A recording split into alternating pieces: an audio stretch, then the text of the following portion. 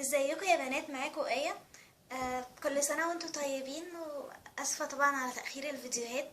بقالنا فترة ما نزلناش، بس كان عندي امتحانات وكعبلة والحمد لله خلصنا.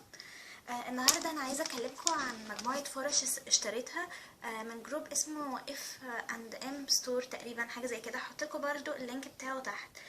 سمر احمد كانت اشترت من البنوتة دي فرش وكده، وقالت ان هي كويسة، وهي فعلا عندها كولكشن كبير قوي من الفرش.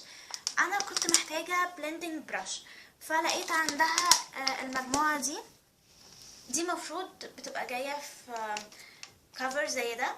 دي مفروض الكوبي بتاعت ايكو تولز. جبت المجموعة دي، كان فيها 4 فرش.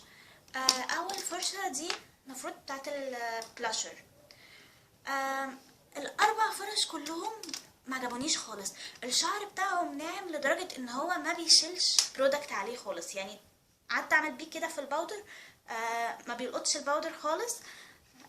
وبيكسر كمان الباودر، يعني تخيلوا كده، انا جايبه باودر بحط بيه بيتكسر وما بيوزعش كويس.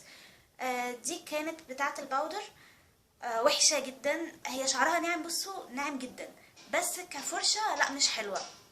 تاني فرشة كانت موجودة، الفرشة دي بتاعت البلاشر، برضو ما حبيتهاش، ما عجبتنيش خالص يا جماعة، مش حلوة خالص يعني. دي بقى اللي انا جايبة اصلا عشانها المجموعة دي بتاعت البلندنج. لا برضو ما بتعملش بلند خالص الاي شادو. لما باجي اعمل بيها دمج، الفرشة بتاعتها بصوا الشعر بيجي ازاي، بيجي كده. ما عجبتنيش خالص. وجبت كمان البراش دي. دي مفروض بتحطي بيها الاي شادو على الجفن. انا عن نفسي بحب احط الاي شادو على الجفن بصبعي، بحس ان هو بيبقى اللون يعني قوي وبيبقى كويس. فالصراحة المجموعة دي ما حبتهاش خالص.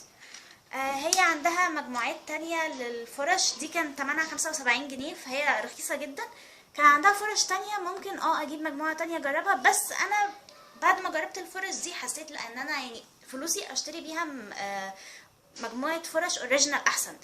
انا ما بحبش مجموعة الفرش الكبيرة اللي بتبقى جاية 24 قطعة او مش عارفة ايه، بتبقى فرش كتيرة قوي واصلا ما بستخدمهاش. انا عن نفسي بحب اشتري الفرش المفرطة. عايزة اكلمكم عن البدايل للمجموعة دي بفرش مفرطة برضو صيني.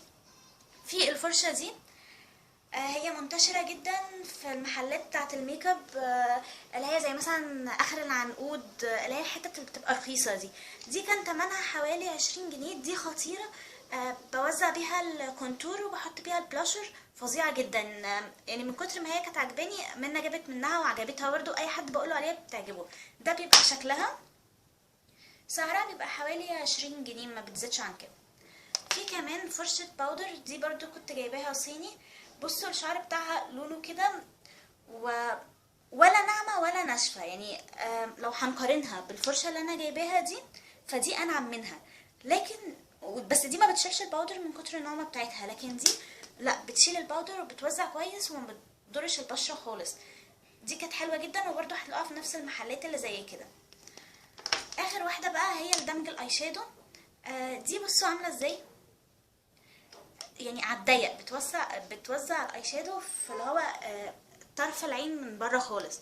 دي كنت جايباها من فتح الله، بس للاسف الفتره دي مش لاقيه منها خالص، يعني رحت اكتر من مره عشان كنت عايزه اجيب منها كذا واحده، يعني لما بستخدم اكتر من لون اي شادو فما لقيتش للاسف. بس دي كان تمنها 3 جنيه، رخيصه جدا وحلوه جدا جدا جدا في الدمج بتاع الاي شادو. فظيعه فظيعه، انصحكم لو لقيتوها في فتح الله تجيبوها على طول، وتقولوا لي كمان جبتوها منين عشان اروح اجيب منها تاني. انا كده خلصت الفرش بتاعتي. ليه عملت الفيديو ده على الرغم ان الفرش ما عجبتنيش؟ عملته عشان انتوا لو شفتوا الفرش دي ما تشتروهاش.